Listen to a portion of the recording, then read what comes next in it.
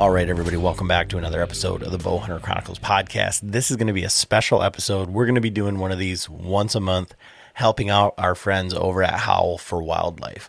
So we had John on a while back. You can go check out that podcast, but you can check out howlforwildlife.org. They're putting out a monthly syndicated podcast across a lot of different podcast platforms to help get the word out about things that are going on in the hunting space across the nation. So these things are things that may not affect us in our particular region of the country, but believe me, and it's outlined in these podcasts, in the message, in everything, that the anti-hunters are going to take wherever they can get it, and that's going to set a precedent to kind of move in on other hunting across the globe. So just because it's not in your area doesn't mean that at some point it won't affect you. So we're helping them out by putting their episodes out on our channel to get it in front of as many people as possible. So enjoy the episode. Thanks for listening. Go to howlforwildlife.org and make your impact on hunting, fishing, and conservation issues. Enjoy the episode.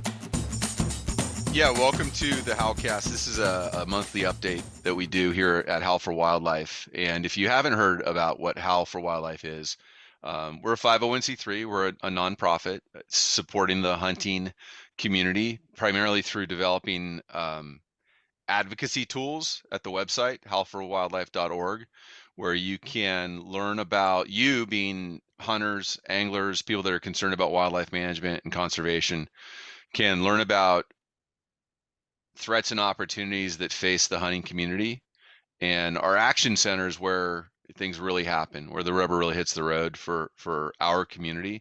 You go to howlforwildlife.org, check out the action center, and basically we make it easy for people to become advocates for issues that are important in the hunting and wildlife management space.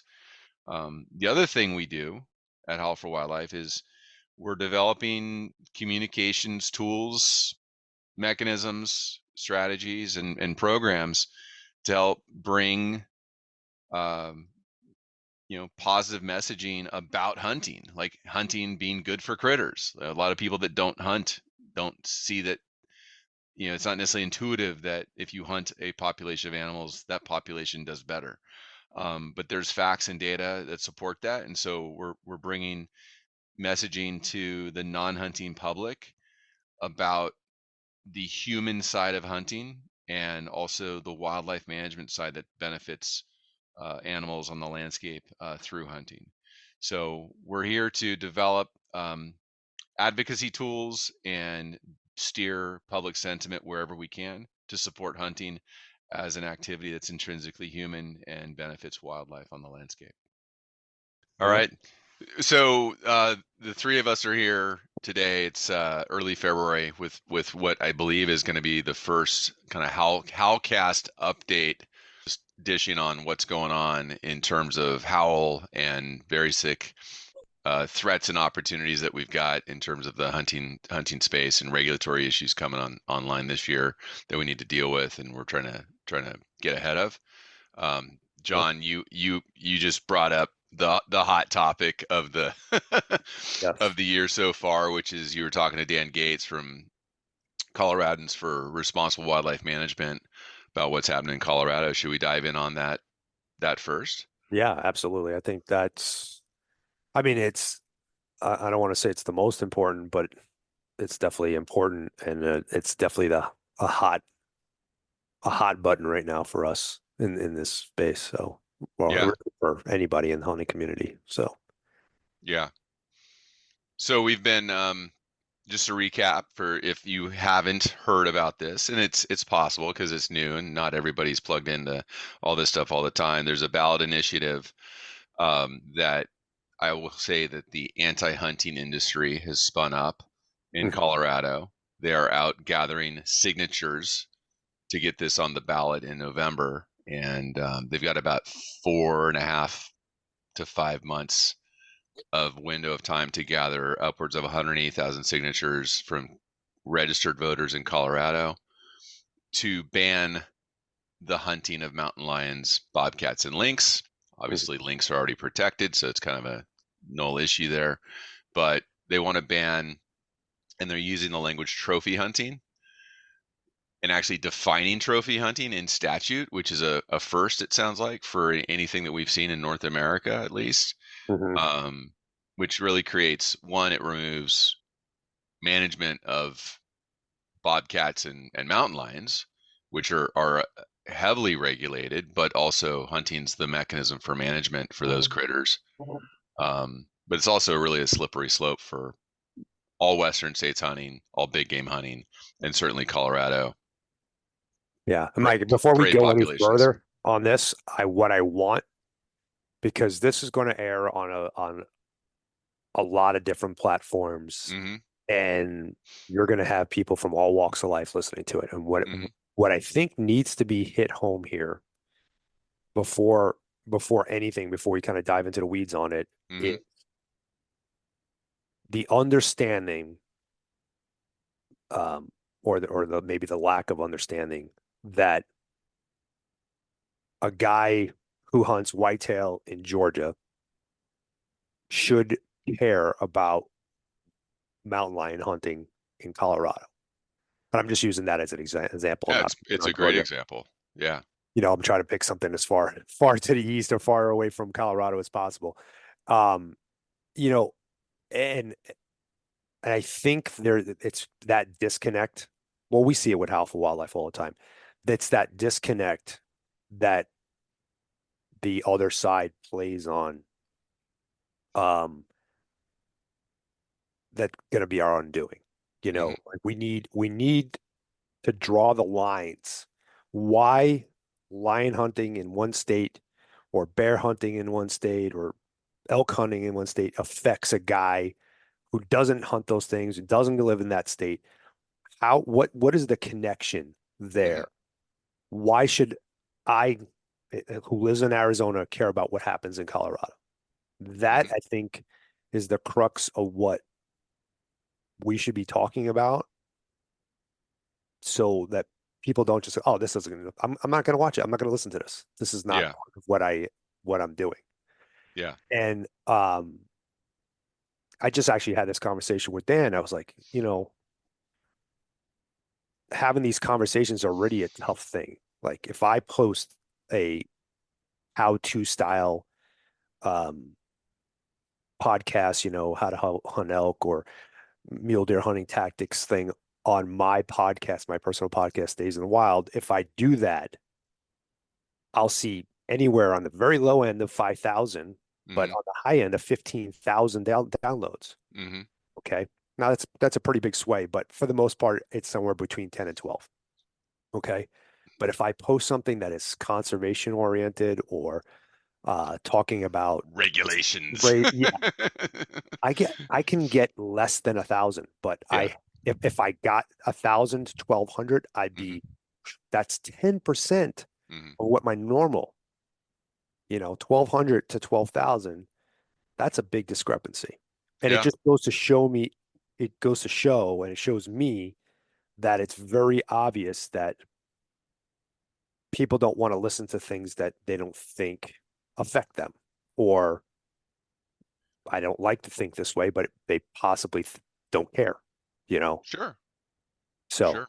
I think it's more of that. I think it's just so let's say there was a conservation issue. I don't know why I call it a conservation issue. Let's say there was an anti-hunting issue in whatever person's state. Do they still care? I think that's what it is.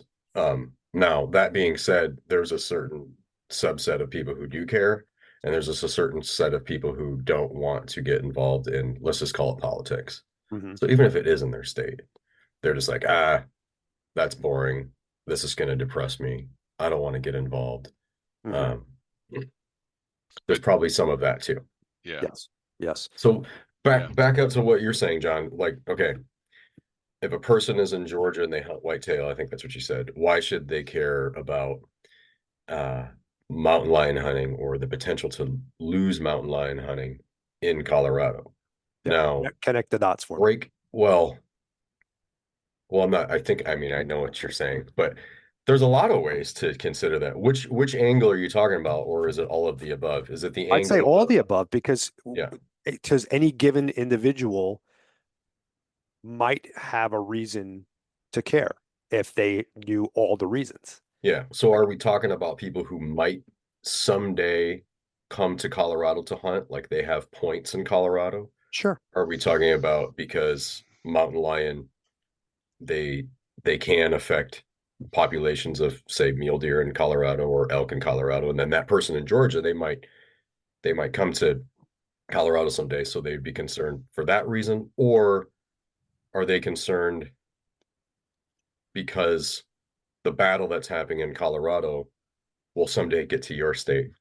What is it we're talking about I here? think we need to talk about all those. And I also think Yeah. how we should also talk about how losing something in one state minimizes our national voice.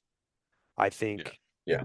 that that's why I'm saying we need to connect all the dots because it's really important for the listeners of this segment or this podcast to understand why should I pay attention? Why should I keep on listening to this? Oh, they're going to talk about Colorado. I don't live in Colorado. Why should I listen to this? You There's know, a third or fourth aspect of why they don't oh, care. Why that there's many. say, we'll pick on the Georgia whitetail hunter. Um, just for example, like you said, there's another reason why they don't care because they don't think they can affect the outcome. Mm-hmm. and and Oh, and true. Yeah. and that goes across, even the Wyoming hunter that I talked to at Sheep Show is like, yeah, it's like sucks what's happening in Colorado. They're neighbors. Like, I think he cares, but he doesn't know he can affect the outcome. And I think that's one of the most critical things that we need to drive on all of this, is that no matter where you are, we can go into why it's important, no matter where you are, what you hunt, for you to care and get involved. It's that you can affect the outcome too. Sure. Sure. And, and in this particular instance, we're going to be talking about a ballot box. So there's even more of that. They're like, oh, well, I'm not a voter in Colorado. How do I get involved? We definitely should talk about that. Actually, Dan brought up something in my podcast that, or in our podcast, I should say, that was also another reason why I think people throw their hands up. Um, he mentioned, he's like, I was appointed in, this position and this position and this position by a anti-hunting governor, and uh in he had a lot of unfavorable legislators that don't really care about hunting uh affirm him and all this other stuff. And I'm like, well, you just said something that's really important, because I think a lot of people throw up their hands. They're like, oh, well, I'm not going to get involved because I, we're going to lose anyway. That guy's an anti-hunter, or this is, a waste of my time because, the last time I spoke up, we lost it anyway because, it's an uphill battle. So I'm not going to get involved. And his example to me is like, well, I mean, if you've ever seen Dan, he's like the textbook encyclopedia poster boy child of what like a trapper looks like, or what um, I said, Yeah. not to offend you, but like you're what the anti-hunters paint as a FUD. Like you are that. He's the grizzly right? mountain man Yeah, that they would exactly. put, that So they would take as the caricature of what they yeah. don't want. So my point is, like, if a guy like him could get appointed into these positions by somebody like,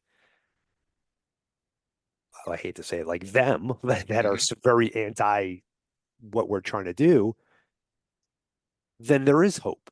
There is an open conduit, an open dialogue that you can be involved in, and however minimal you think your message or your money or your time spent is, it's still an inch forward. Yeah.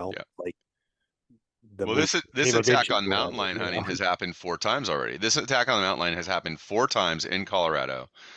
So 3 times at the commission. The commission said no, we're not going to eliminate mountain lion hunting, and once at the Senate, in the legislature. And the senators, they bend to the wind of the voter. The political winds, Hmm.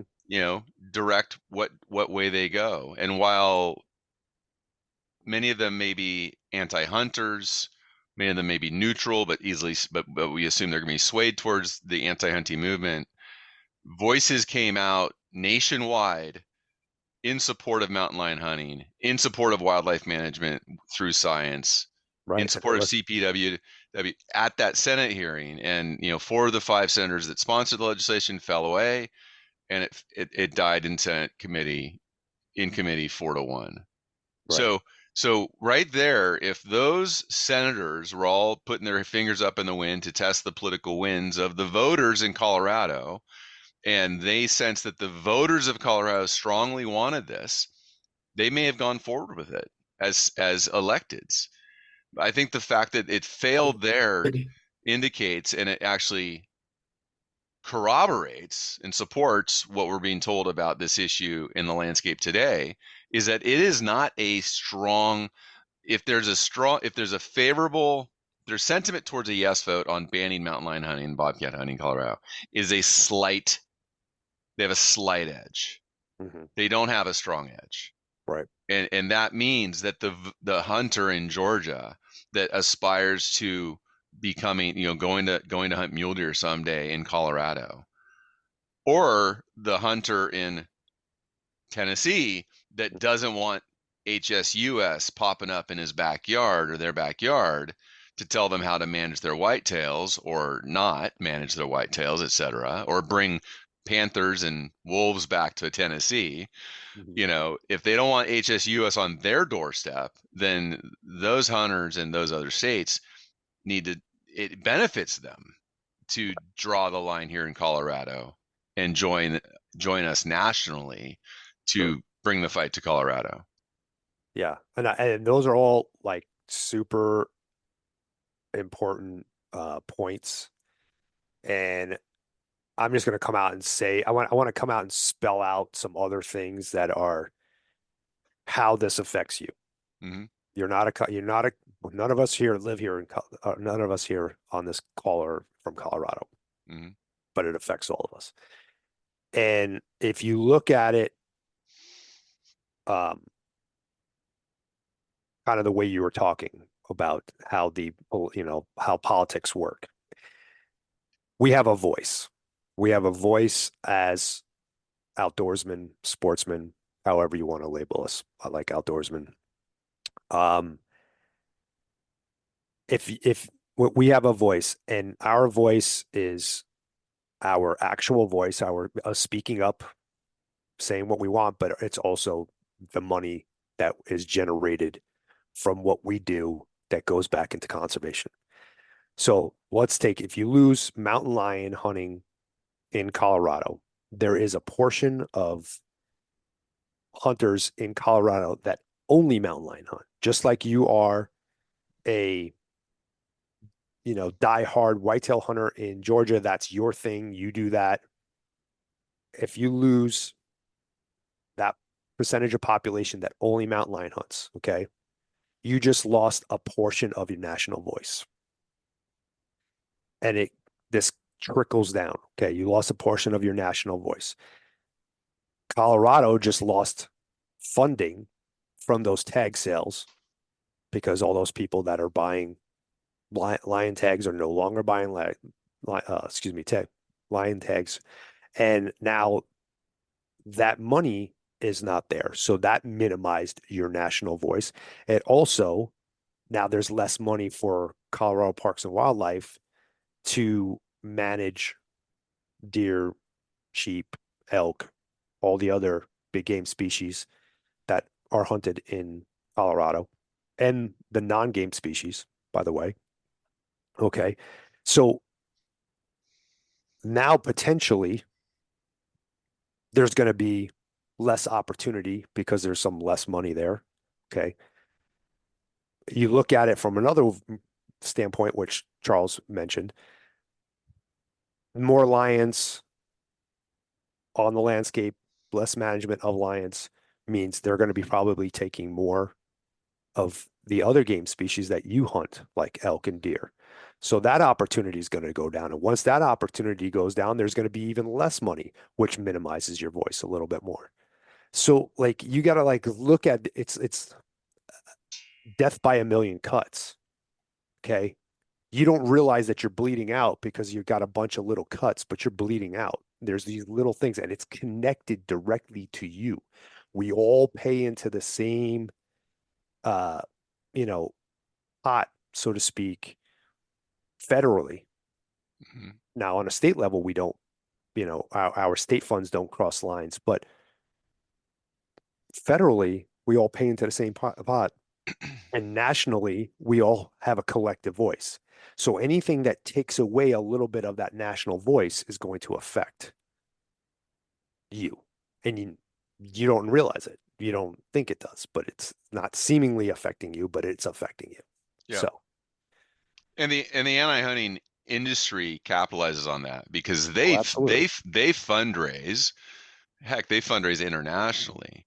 They fundraise across state lines all the time. Absolutely. And they know that the outdoors community, hunting, angling, is fragmented. After years of fine print contracts and getting ripped off by overpriced wireless providers, if we've learned anything, it's that there's always a catch. So when I heard that Mint Mobile wireless plans are $15 a month when you purchase a 3-month plan, I thought, what's the catch? But after talking to them, it all made sense. There isn't one. Mint Mobile's secret sauce is that they sell wireless service online. They cut out the cost of retail stores and pass those sweet savings directly to you.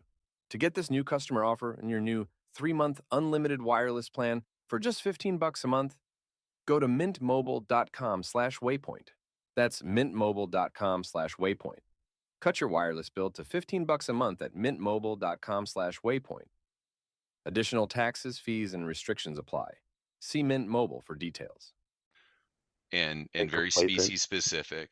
We focus on the species we're interested in, and we focus on the method of take we're interested. We focus on the state we're interested in. Right. And they capitalize on that. And that's why, there's so much of a sentiment like, well, we keep losing. It's like, well, because we're not in the arena. Like we're not in the arena where the game is actually played. And so, and that's why I'm optimistic. I'm optimistic because it's not like we've been so good at this. It's not like we've been honing the skill of fighting the anti-hunters.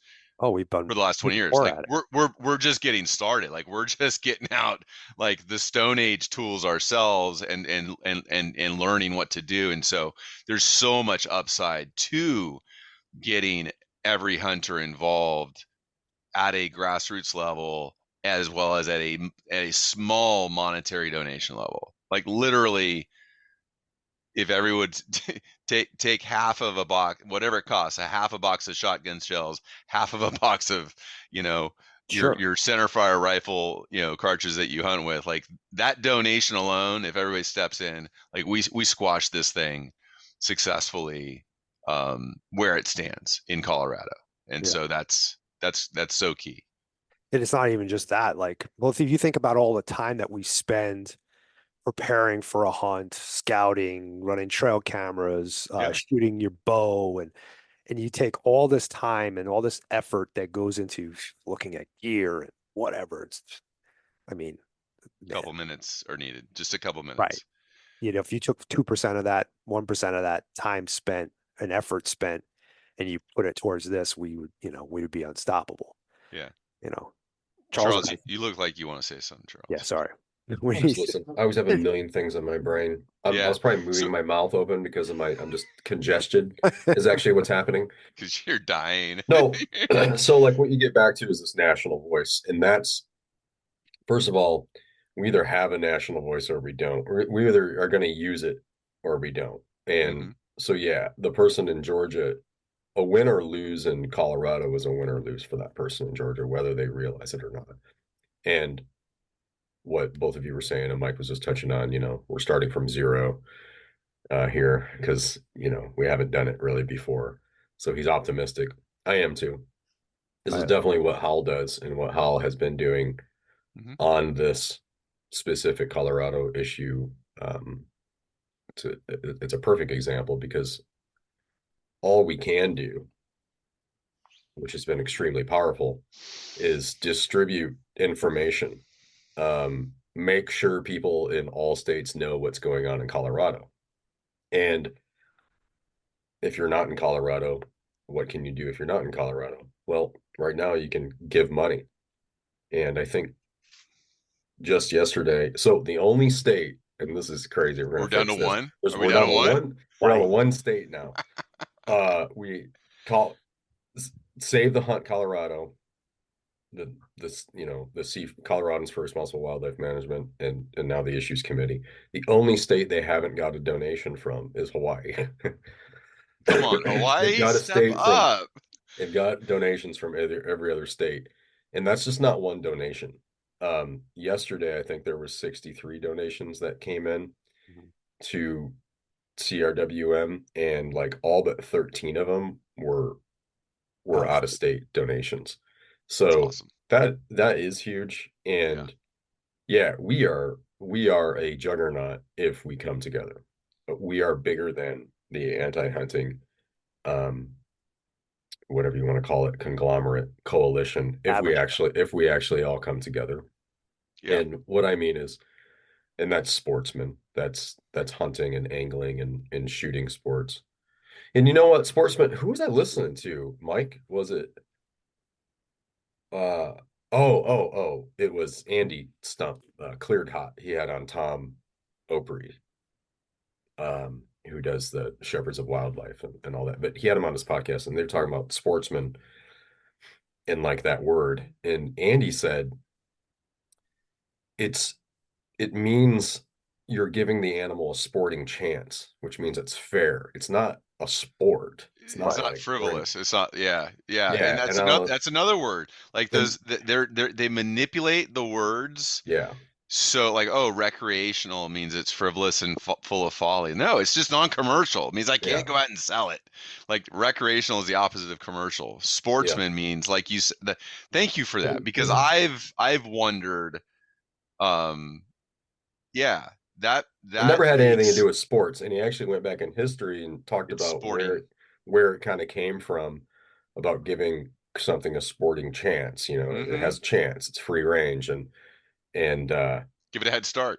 yeah, we got to get Tom on. That guy's he's awesome. But anyway, that's where I heard that yesterday. But yeah, they take these words, sportsman, trophy Trophy. hunting is a huge one, where I mean they're placing their bets on trophy hunting. They're placing their bets on their definition of trophy, Hard. saying we just go in and take the head. I mean, and we have laws in a lot of states that prevent that. Number one, specifically in Colorado, there was a law preventing that. You must take the edible meat out of there. But it's not the law that's forcing people to take the edible meat out. Also, Right. that has to be a huge Right. understanding.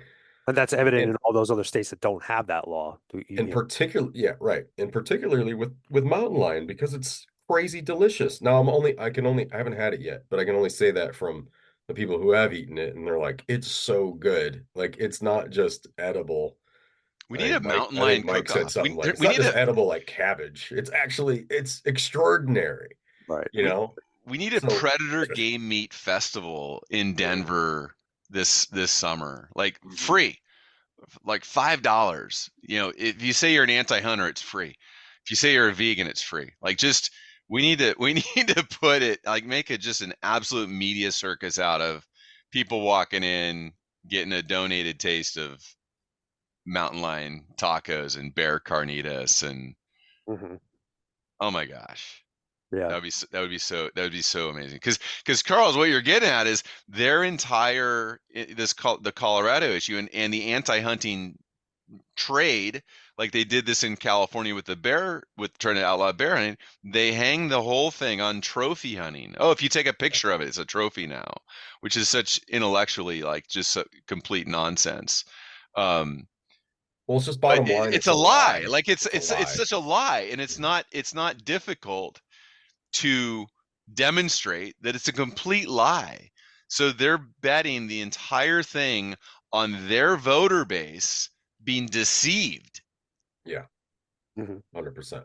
Which I think most voters, whether they agree with the hunting issue or not, a lot of people immediately get their hackles up if they know they're being lied to. And it's clearly evident that it goes against CPW's recommendations as shown in their recent presentations on Bobcat and Mountain Lion. It's clearly against the legislature. The legislature voted against it. And the commission has voted against it, like you said. So now it's a lot harder to lie to the legislature, and because it's easier to reach them and have meetings and get them set on, what's true and what's not. It's a lot harder with the general public, so they are relying on lies to get this passed, which is just absurd. It's insane. That's dangerous. And they're not, these groups, they call themselves conservation groups. If they are going against presentation from biologists time after time after time after time after time again, they are not a conservation group. No. They're clearly they clearly tell us what they are, and they're an anti-hunting, anti-human, they're social anti-wildlife. activists. It actually makes them anti-wildlife. They're bigots. How many wildlife experts have to say this is a bad idea? When Stephanie Seamat came and said spring bears is sustainable and we have populations in Washington, what did Washington Wildlife first say? They call themselves a conservation group. No, we're against it. Right. And that's how we want the commission to go. What did they say when the presentation was given about mountain lions and bear recently in Washington from their staff? Nope, we're against it. They're against the science. They're against wildlife science. They're against wildlife. And they did the exact same thing and are doing the exact same thing in Colorado. Yeah. And in fact, it's the same people. Again, Samantha they work Miller, across. Who was in Washington, is now in Colorado saying, you guys are just trophy hunters and we are against the science and we are against wildlife again, and we're going to lie to the public to get them to vote our way. That is the bottom line of what's happening. Yeah. And that's why I think we can win, because we got to expose that lie. Nobody appreciates being lied to. So somebody's out of state. Let's just get to where the Colorado situation is now. The ballot, they're starting to collect signatures, assuming they are successful with collecting signatures. It goes on the ballot. How does somebody from out of state or in state, let's look at the two of them, how does somebody from out of state affect the outcome if we know that there's this big lie that's being presented to the average non-hunter? And then how does somebody in state affect the outcome? Let's look at somebody's out of state. We're asking them to get involved. We're asking them to commit to supporting this because it will benefit them and the rest of the hunting community. How do they help out? Well, I think those tactics, those things you can get your hands on, those are being worked on right now. So what to share. Is it money? Is money part of the out of state person? Is it largely? It's always going to be money. Okay, yeah. Well, of course, yeah. I mean, if of course that's the simple one. Yeah, if you can give money, of course that's one way you can help. Because what's that do? What's $50 buy? Like what is that money going to go to between now and November? I can tell you so far what it has gone to. It has gone to a week after.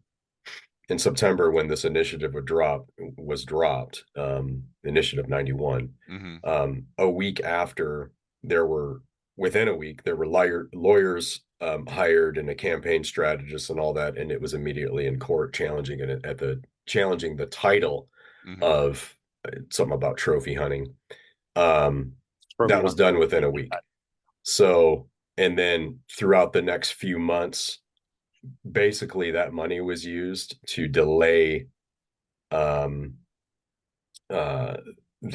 other side, the anti-hunters, from being able to start gathering signatures.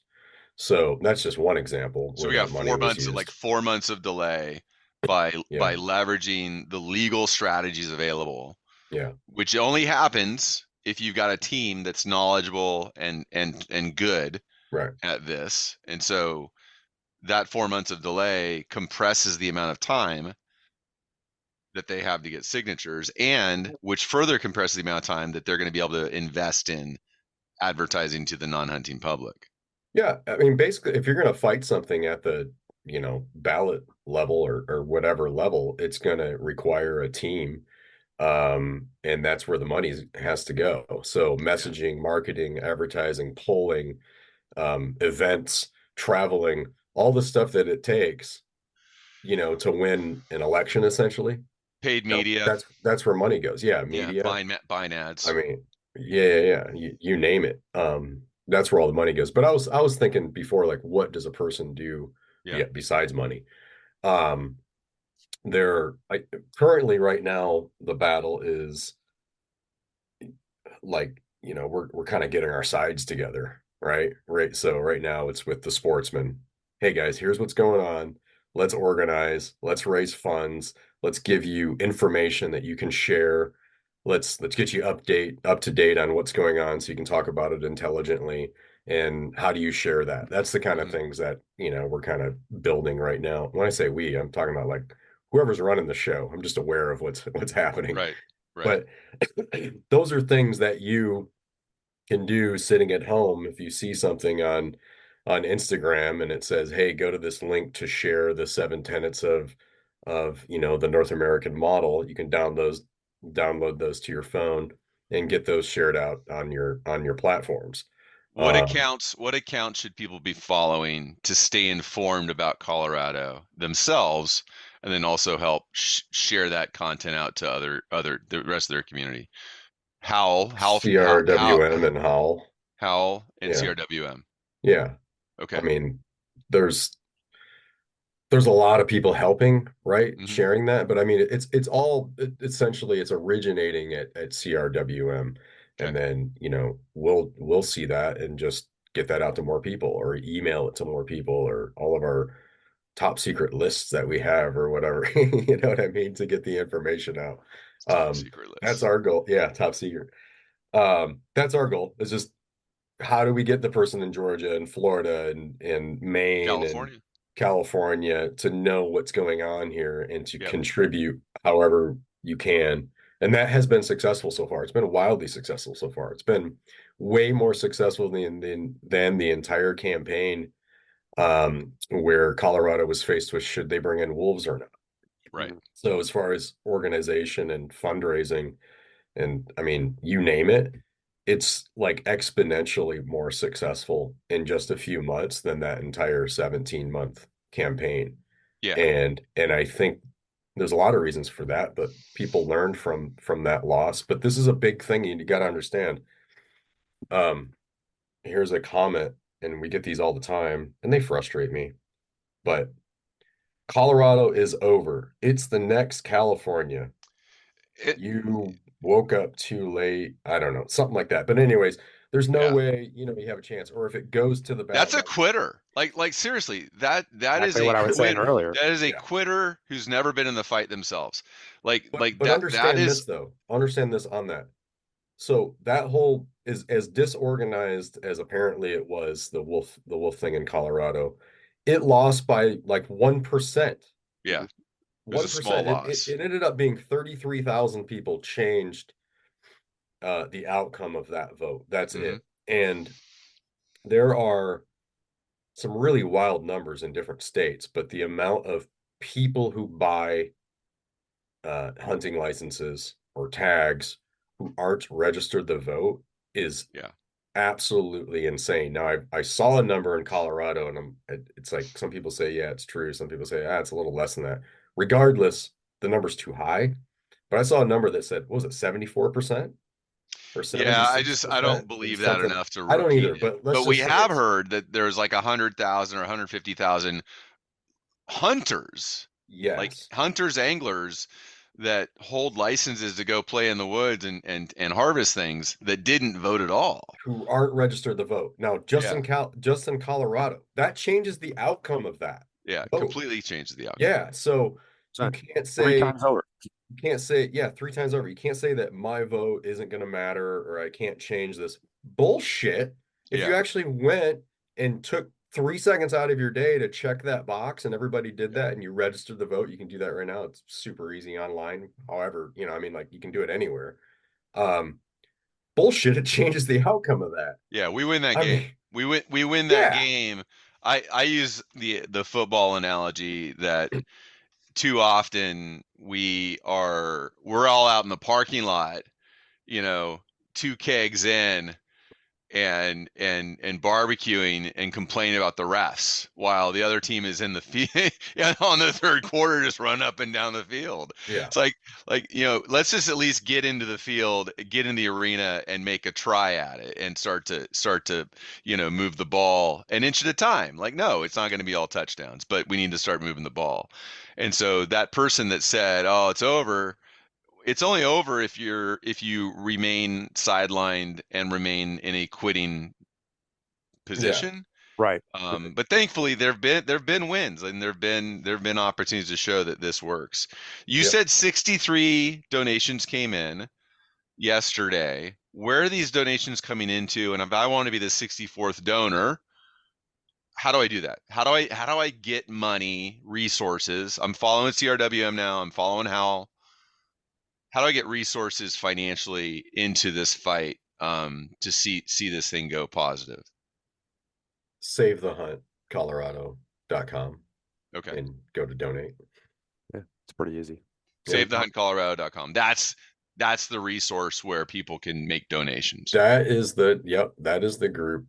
So I'm saying this, like from Howl, I just know because I talked to him on the phone or I just know this information. None of this goes through Howl at all Right. whatsoever. That's the organization that is spearheading this fight. And again, they're the ones that have the lawyers and the pollsters and the campaign team and the marketers and the messages, the whole thing. They got all that. Right. Mhm. So that's where the money needs to go. Yeah. for They're that fight. set up, or organizationally they're set up in a way to make these fights. Like, they don't buy land, they don't do tree work, they don't do No. forest work. They are while a lot of other orgs that we support and love do work for the critters, CRWM is set up in Colorado to do the advocacy work on behalf of the hunting, angling, sportsman, outdoors community, wildlife management community. Yeah. And register to vote. Yeah. Yeah. I want to speak to something You can say specifically that, about right? what you just said. I think what happens, and I know it happened, or I used to think this way probably 5 or 6 years ago. I am a supporter of RMEF, the Old Deer Foundation, National Wild Turkey. Like, I support probably 5 or 6 national organizations. Mm-hmm. So I think what happens a lot of times, and I know it happened to speak from my own personal experiences, in my head, I'm like, well, I'm a Sportsman's Alliance and I support SCI. I'm sending my money to these people, and that's all I need to do. They're going to take care of it for me. Checks the box. I've done my part. I'm shelling out $600 a year between all of them, and I've done my part. But I think what a lot of people don't realize is that, especially with the critter organizations, not necessarily Sportsman's Alliance and SCI, but the critter orgs, they're all 501c3s. They all have a certain mission, and they have to operate within that mission to maintain their C1 501c3 status. And they were designed to put critters back on the mountain, do habitat restoration, yada yada yada. So they're not really even allowed to get involved in a political manner, or they are to a certain extent. And we're learning all this as we go along, navigating this part of it. But they're only allowed to get, so your funding is going to a good place. And I'm not saying stop doing that. This is not what I'm saying. It doesn't give you the license to sit back on your haunches and not get involved in things, because chances are that money is not going to protecting your rights. Right. Hey, expectation is the mother of disappointment, right? If you expect RMEF to do work that gets involved in elk human conflict issues or elk habitat improvement, elk wildlife crossings, you are expecting the right thing from RMEF, and they're really freaking good at it. If you're expecting them to get involved and drive, 50 state advocacy to support bear hunting in California, it's not their thing. Like, No. it's just that you will be disappointed if that's what you expect. And I lived that myself 2 years ago. If you expect Howl to buy land to commit, to dedicate to antelope, in Prescott Valley, in Arizona, like, Howl's not going to do that. Like, you'll be We might. disappointed. Well, we might. With John there, we might. But We might. like We're you'll be crazy enough. disappointed. You'll mostly be disappointed that Howl's not doing that. But if you expect Howl to inform you and give you an advocacy portal where you can efficiently and effectively drive your words of support towards something at a regulatory level, you will be happy. And so I think it's just the key is that, like you said, like that they're good at what they do, Mhm. but they don't do advocacy. And in this realm with Colorado, CRWM is the C4, is the organization Right. that is designed for the purpose of getting the team together and funding, paying for, through mostly donations, paying for a battle at the ballot box that we can win. Well, I mean, that's a perfect example right there. So we're an organization. Mhm. We need money. Mhm. And we recognize that we can't do what CRWM is doing for this Right. specific, normally we could be very effective because we can get people involved and have them voice their opinion, where this, because it's a ballot thing, Yep. it's specific to voters in Colorado. So we can't, we at some point we could probably get involved in that to organize people that are, but actually checking a box on a ballot, we cannot do. Yep. So Hal recognized that. We would love to see your donations come to us, but we know that the most effective way to win this is to have that money go to the tip of the spear, which is CRWM at this Yeah. point. Save the hunt, Colorado.com. Yeah. Right. So maybe I feel like we didn't really do a great job because we're sitting here talking to us three on and we know the issue. Like So we what's didn't the really we like didn't really how do we explain. recap it? Like, we know that the We didn't ballot really explain initiative, what's going on there. there's a ballot initiative, they're getting signatures. You talked to Dan, like fundraising for CRWM is happening. They want and need donations. What are the other kind of most immediate recent, like, tactical updates? Well, tactical updates. I think, well, one of the things that Dan and I spoke to it at the towards the end there was something that I've been personally preaching, and I know we at Howl have been doing it as well. Is becoming a better steward of hunting by educating yourself. And what I mean by that is we can win a lot of wars, a lot of battles if we're better players. And what I'm saying is if we can educate ourselves on the North American model of wildlife conservation, if we can ask ourselves, why do we hunt? And put that into words in a way and package that in a way that you can convey that to somebody who doesn't hunt so they can understand where you're coming from. Mm-hmm. And be just like a good conduit for explaining what hunting is, what hunting does, where the money comes from, where the what is conservation versus preservation. Education, arming yourselves with this like a 30-second dialogue that you can recall very easily. That way we all interact, with people who are non-hunters on a daily basis at work, uh, at any different level. And if we can have these nuanced conversations with people and plant the seeds,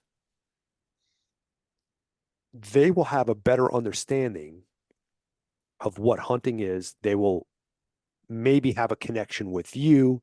And when the ballot comes up, whether it's this one in Colorado or it's going for whitetail hunting in Georgia, whatever the case may be, when it comes up, you will have created a potentially sympathetic Hmm. ally. They may not see eye to eye with you on everything, but it's the same thing like inviting people over for, wild game meals, you know, having conversations constantly about it, but portraying all the human intrinsic values of what it is to be a hunter.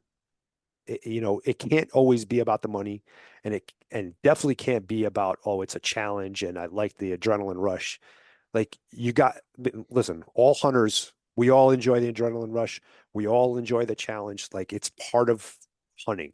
And we'd all be lying to ourselves if we didn't agree that that is something that is an important part, but it's not the only part. Hmm. It's not the only thing. Like people need to see what hunting is through your eyes, but you need to be able to do it in a way, one, that you're not going to offend people. Hmm. And two, you don't want to do hunting a disservice by, the last thing a person wants to hear, well, this is my right to do this, like Yeah, it doesn't. that doesn't do well, right? It You need doesn't win. I mean, it may be correct, but it right, doesn't sway the conversation. exactly. So the goal is to have conversations. Like you want to do good. Now, the last thing I want to do is create an army of people that are going to sway people the wrong way. So you need to be mindful of how you go about this. And it might not be something that you come up with in a week's time, and hopefully we'll have some information for you guys Yeah. to do that. I was But talking to Garrett Weaver yesterday. We were just on his podcast, and he pointed out he had a friend who, very, progressive liberal, anti-hunting, Mhm. for all the reasons that you would expect her to be anti-hunting, because everything she's been told. All the caricatures of the hunter and where extinctions come from, and we just go out and shoot stuff, and all the trophy hunting lies, all that, and where he won with her was asking her questions like, why do you think that? Like, because she'd make some statement about, well, about trophy hunting, like, what does that mean to you when you say when you say that word? What does that mean to you? Mhm. It was a lot about asking questions to unravel this really nasty ball Right. of misconception, misperception that she had, and she only had it because somebody else had given it to her. Right. And so and it took time. It was very nuanced, but it took time. But as that ball of lies was unraveled, and he could then share, well, this is my experience, this is what we do, and this is what we see, and this, there's another side to the coin. She's now like, as she's a fervent supporter of regulated legal hunting as part of wildlife management. She's a believer. Sure. And so obviously not every conversation will have a long, you won't have that time, Right. but Because within all of our it spheres, gets we do passed have around. time. Like, we work with somebody, we see them every day. You can lace, talk to somebody 5 minutes a week on the Mhm. issue, and all of a sudden you've steered the ship around. But a lot of it can be done with asking questions to understand why they think the way they do. Sure. And a lot of times you're gonna uncover that they have been given bad information, Yep. and you Absolutely. can't blame them for having been given bad information if we haven't given them good information. Exactly. And that's kind of what I was getting at is Yeah, let's get the good information. Let's yeah, understand it so we can put that out there because we have 70 years of the other side painting this picture of you as the bloodthirsty, Elmer Fudd, you Yeah. name it, think of derogatory, like look at any single mainstream media thing out there about hunters, it's typically negative or, anti-hero, Yep. you name it. So I think that's an important battle to win, but I don't want to spend too much more time on that because we Do got you a guys couple of have things we got to you talk guys about. have some time still? Because I think there's at Sure. least one other topic state Yeah, let's talk about that we should touch Washington. on. Yeah. What's going on in Washington? Go ahead, Charlie. I'll What's going on in start. Washington? PN Oh, Wild podcast. PN Wild is doing an amazing fundraiser. Those guys sat around the campfire a week or two ago and decided to do a fundraiser for Howl for Wildlife that everybody in North America can participate in. They're selling a T-shirt. It's a very cool, simple. Says bear hunting is conservation. They're big into bear hunting. We're big into bear hunting. A lot of you that are listening are big into bear hunting. It says bear hunting is conservation, and they're kicking down 50% of the revenue, not the income, not the profit, but the top line revenue from this T-shirt sale. 50% they're kicking down to Howl for Wildlife, and they're going to close that out on February 26th. So if you're hearing this between now and February 26th, jump onto PN Wild's website and buy yourself a dozen or so T-shirts. well, that's when the pre-orders end. That's when the pre-orders end. Okay. Yeah, they're actually going to keep it going past that, but that's when the pre-orders end. Is Phenomenal. that. Phenomenal. Yeah, and there's been a ton of shirts Yeah. sold. Well, last I checked. and our golly, Cameron Haynes, Go Hunt. Am I missing anybody? Those three are No, I think that's it so far. are matching the donation. So it's insane. So your $30 T-shirt that you buy to advertise that bear hunting is conservation yields upwards of a $60 donation through the magic of matching funds to Howl for Wildlife. Massive support from the hunting community in a way that I don't know, we haven't seen. And it's just I think it's people are realizing that the need for advocacy, the need for the right communication into these select markets is needed, and it's going to really equip us to help out with that. And why did that all come about? Being got involved because Hal has Washington. been super involved in things going on in Oregon and Washington. And right now, Washington, actually, we have a positive bill that we can get behind. Charles, you want to get into that or? SJR 8208, the right to hunt and fish, trap, harvest, gather, all that in Washington, brought about out of nowhere, kind of. Nobody really knew it was going to come up, which is actually unfortunate, but it's a bipartisan bill, meaning Republicans and Democrat senators have sponsored a bill to get that into the state's constitution. So it has to go it's currently in the rules committee. It's got to get out of that. I don't think it's scheduled right now. I don't know when that's scheduled, but if it does that, it goes to the Senate, then it's got to pass through the Senate. If it does that, then it's got to pass through the House.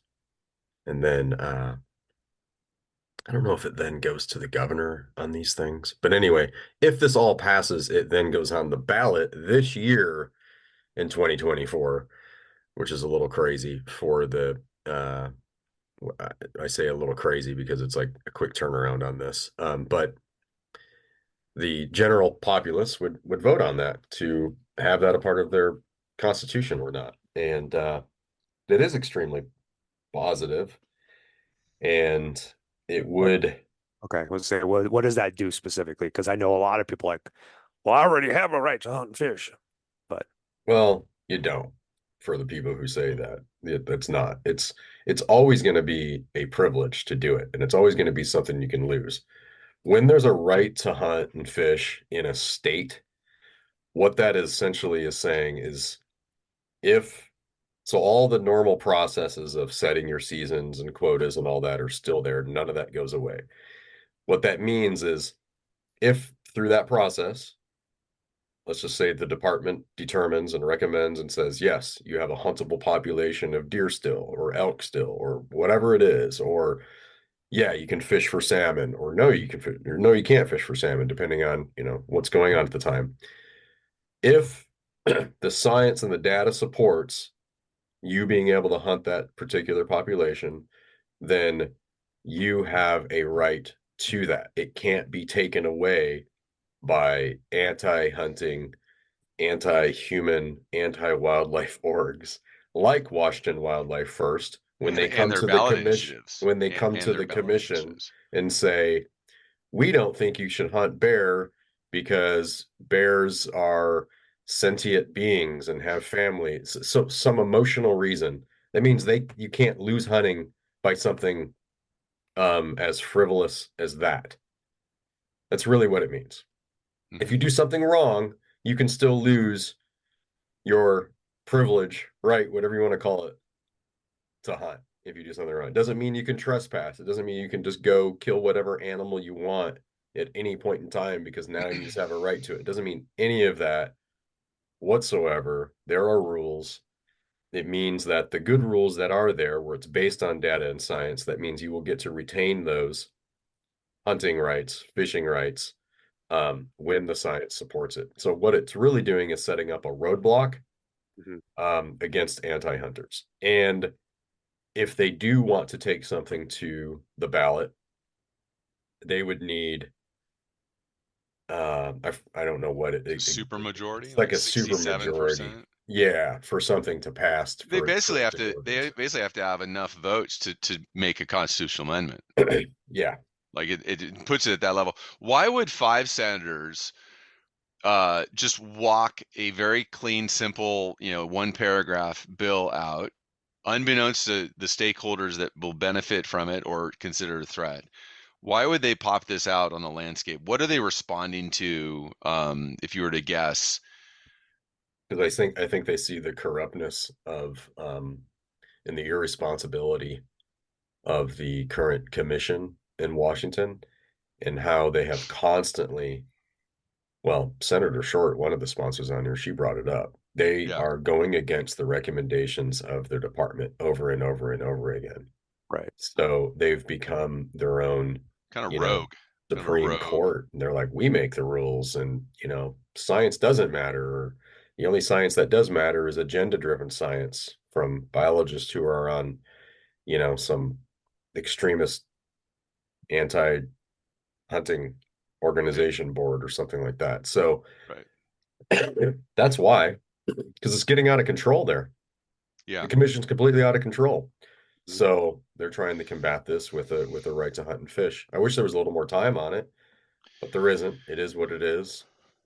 And I also wish that more sportsman organizations would nut up and get behind it publicly and get their people involved in it instead of just being afraid of losing. I'll It's say that bizarre. too. It's bizarre.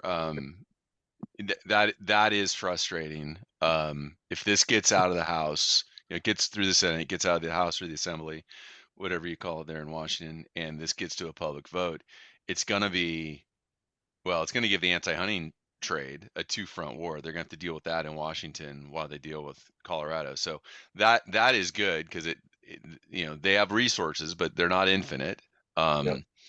But it also we have resources, but ours are not infinite either, and ours are not always not as well organized. But that means we're going to need to get behind that ballot initiative in Washington.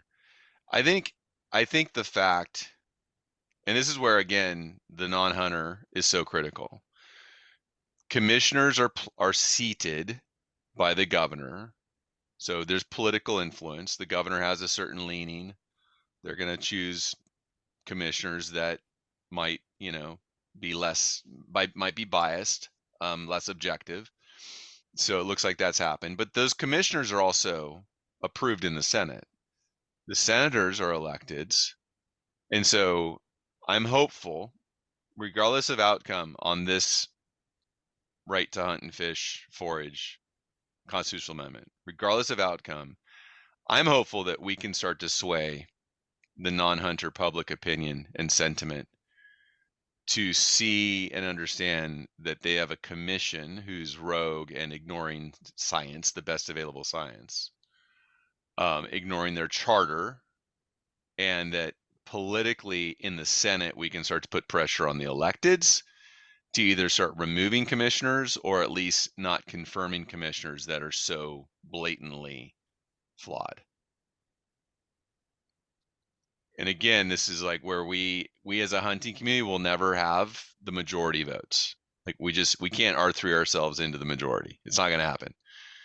But we can get relationship, relatability, and relevance with the non-hunting public to at least want good science to be done. Same Right. thing as in Colorado. You want good science happening in Washington State, and they've got a commission that just flagrantly ignores the best available science that's coming out of their department. And so we need the general public there as well to become part of the voice that tells the electeds to get their house in order. Yep. Absolutely. Well, So right now on that, you can call. We have a call action set up, not an email yet. Is I know we talked about this. The calling in has much more effect than an email. Like if you call and leave a message, or you call and talk to somebody and deliver a message with the electeds, it has a much stronger effect. Have you set up that way because it's stronger, or because the email function just isn't an option right now, like with the way they have their intake system set up? No, it is. Emailing is an option. It was just these were turning around in just a couple of days, Yeah. and I just felt like let's see how many people can call that's going to have a better immediate effect, and it's a real person, right. on the other side of that call, and I actually got to speak to one of the I wanted, senators. yeah. When I called, I spoke to a few people. I left some messages, but there's some of the anti-hunting orgs. They say we're fraudulent because we aren't real people that are sending in the emails. We're using bots or something like that. So I'm like, all right, we'll pick up the phone and call. Mhm. So, and 398 individuals have picked up the phone and called, which That's huge. yeah, which means now I don't know how many senators they got through the list, but how many senators were there in this latest one? Is it 17 Is it still or active? Is 11? this action still active, and for how long? Because we don't know when people are going to listen to this. How long will this action be effective, you think, for the life cycle, or when they go to the action center? How long will we have it? What's our timeline to get Well, involved and have a voice on this? this bill's sitting in the rules committee right now, so it's up to them to vote on it and get it out of there. So I don't know when that's going to happen, but that's where the calls are going right now, to the 17 sitting members of the rules committee. So if people have made it through all 17, which I doubt they did, that'd be 6,766 calls. But let's say they made it through 3. I mean, that's over 1,000 calls. That's just as powerful as, maybe more powerful. I don't even know if it's comparable, to Probably 10,000 10x. Probably 10x. emails. Yeah. Yeah. So, but one of the cool things that I think we're going to have soon here to combat the whole email thing is you will be able to record a 30-second video and send. So you get 30 seconds, you record your own video, and then that gets sent to every decision maker. So now they can see your face and you're like, I'm a real person, and we can follow up with it on an email. But look, these are real people. They better crank up their server storage. Yeah. Well, I think it probably comes through as a link, so you open it, so it's not. Yeah. But it's only 30 seconds long. We have to crank up our server storage. Somebody's server storage is gonna have to crank up. That's awesome. I mean, those are that's the tech difference. That's where Howl has been so different than the other advocacy channels is how customized and precise the messaging can be. So basically, no matter when you're listening to this podcast, today is February 6th. It's active now, but we will have an action item on the Action Center at howlforwildlife.org that addresses and gives you an opportunity to act on this issue in Washington State. Yeah. As long as it's functional. And so if you go to the Action Center at howlforwildlife.org, and it's there, dive in. Like dive in and maybe they'll switch to this video record, stay as a call record, calling in, email, like dive in and do those actions, because those actions work. And the beautiful thing is It doesn't take much time. you can support your Washingtonians from Florida. You can support your Washington hunters and wildlife community from anywhere that you are, and your voice can matter in that regard. So I think it's so powerful. Yeah, and if we don't get this, if we don't win this, like I've heard, we might not win. We want to have a couple of years to prepare for this. Mm-hmm. You know, let's say it dies here in the Senate or in the House, or even if it made it and it died there. Try it again. Yeah. Keep going over and over. That's also what the anti-hunters do. They lose all the time and they come back and fight again the next year. Yep. Stop being a bunch of freaking wimps. Yeah. Just organize and do something. They tool up. They tool up and grind away on it and keep asking their supporters for money. I get 7 emails a week between the 3 anti-hunting groups that I happen to get spam from, and it's always a crisis. There's always a crisis. They're always asking for money. Oh, they're losing their minds right now because the Biden administration actually decided against their wolf classification, and they're just losing their minds. They're like, the blood of wolves is on your hands, Joe Biden, and all this stuff. And it's like, man, thank you, Joe Biden, for this one. Yeah. Even though he wasn't making the decision, but wolves have there's a number, a management number that they've reached and gone way beyond. They're not threatened, they're not endangered, and you can't treat them as such when they've passed those data points. Simple as that. Yeah. I mean, that's just what really exposes these. That's why these groups are not conservation groups. There's nothing conservation about them. No. At all. There's no number that they will say, okay, we've reached this threshold. Let's manage these animals proactively. Yeah. There's that number in California with black bears, grizzly bears in the Northern Rockies, wolves. That number doesn't exist, because as soon as that number is met, if there were such a number, they would not have a crisis to call out to fundraise with their community, and they wouldn't have anything for their lawyers to do with the Equal Access for Justice Act. Yeah.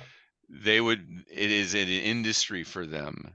Like the farm that they till is the crisis of wolves aren't recovered. Like as soon as that crisis is gone, they've lost they have no job. There's nothing conservation about any of that. It's just, they are just, here's a crisis, let's make money off of it, create a bunch of lies. Yeah. To and get people who aren't paying attention to subscribe to their folly. Yep. Other than that, in Washington, there's always the commission, but I don't have faith in the commission at all. I do think they are bought and paid for. That's just my opinion. But it is important to keep showing up in numbers and giving them a hard time, polite, respectfully, and it's great because it gets them to talk, it gets them to say things, which I think continually exposes. Oh yeah, they just can't shut up, which is a great thing, I think. It gives the department a chance to give their side, even though they can only give a recommendation, but it gives everybody a chance to hear the science, right? And then gives the commission, again, a chance to make a decision based on science or based on whatever your agenda is. That's important to not ignore that. But it's going to take a lot more to I think shift how that whole decision making is done. There is still a beaver bill, that beaver bill, SB 5846. We definitely brought light to that, and it was, on paper, the original bill wasn't terrible. There was a section in there that talked about restricting beaver trapping, I believe. But the big red flag there was Washington Wildlife first said in their announcement to their supporters is this is the first step to banning trapping. Hmm.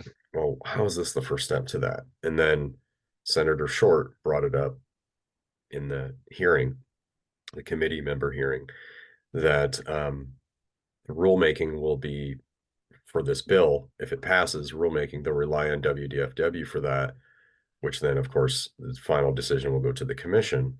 And the commission, she said, is often, noted for going against the department's recommendations. So this bill could turn into an anti-trapping bill. All right. So we should do a podcast with them, with the Methal Beaver Project. Alexa, can't remember her last name, but she called me and was like, hey, we're in support of this bill. Here's our intentions of this bill. Our intentions is nothing anti-trapping. And in fact, I've told those who have these intentions to lay off and to stop. And she's spoken even with commissioners and said, you guys are anti-trapping. We know you want this to be anti-trapping. You need to stop or I'm pulling my support. We have no anti-trapping intentions here whatsoever. We want to have, in addition to trapping, which is sometimes necessary, she recognizes the benefits of trapping. We just want to also have relocation efforts or coexistence efforts be available to the landowners so they can choose what options they want to go. But we're not anti-trapping at all on this. Well, the bill has now, and I got to tell you, it's because of the people who got involved and made the big stink about this. The bill it now has amended language that is much more in support of managing beavers, right? Not restricting trapping or anything like that, but managing beavers through the use of relocation, coexistence, or trapping. And I have trust issues, right? Because either way, it's still going to go to the commission, even though, I think it's been made clear to them, leave your anti-trapping, anti-hunting hands off of this, or you're going to lose a lot of support. So I still, have some trust issues, but we'll see where the bill goes. I'm kind of just neutral on it right now because it's tough the original intent of the sponsor, Solomon, was anti-trapping. Yeah. Right. He's changed it. He's changed his mind. But still, I'm like, all right, if this was your original intent, it's hard for me to trust you. Let's get that conversation set up. So more people can understand. It's an interesting conversation. The beaver proponents. Yeah. It would be great to have that conversation that you had expanded on and shared publicly. It would also be great if they would go to the commission proactively and make their statement in the public venue of what their intention is, and as the beaver proponent biologists, community, what they know that they don't want to have happen, to get that on the table. But yeah, let's definitely set that up. I would love to be in support of this bill. It's just, there is obvious behind the scenes talks between the anti-hunting organizations and some of the commissioners. I mean, you had, besides the anti-hunting organization saying this is the first step to banning trapping, you had one of the most notorious commissioners show up to that committee meeting and give testimony in support of this. And right, it's like, connect the dots, I mean, come on. And now we know also the blue sheet that came up in November of 2022 from Commissioner Rowland on beaver management. I know now for a fact her intent was anti-trapping. Yeah. So, yeah. Hey, but you got nothing to worry about in Washington. Right. That's what they say.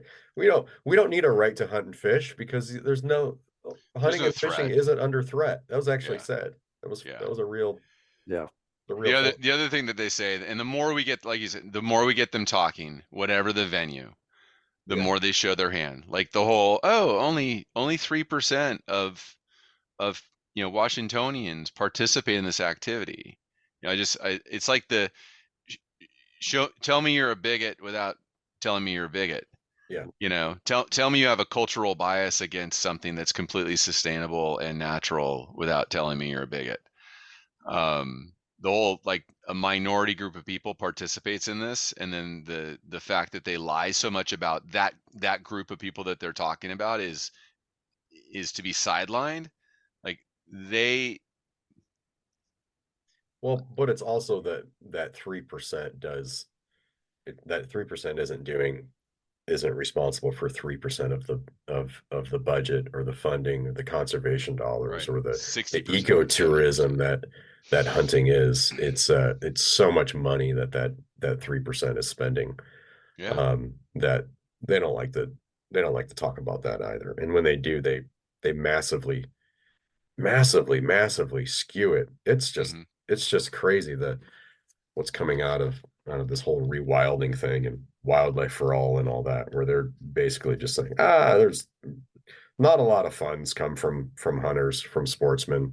Right. That's all myth. Yeah. It's billions of dollars. Yeah. The economic impact, it is ecotourism. Yeah. Right. And it's It's sustainable. billions and billions and billions of dollars. It's sustainable.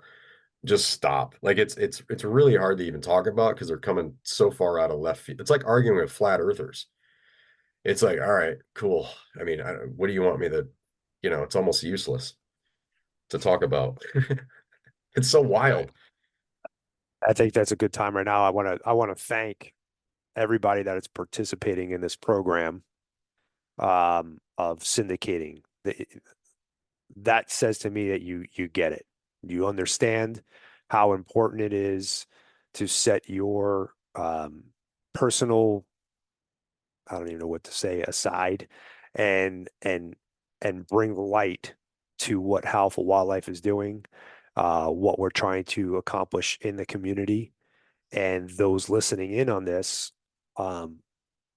As you get exposed to more of this, you're going to understand and know the importance of why you should be involved in everything hunting across the United States as a national thing, and even internationally when those are presented. So, Yep.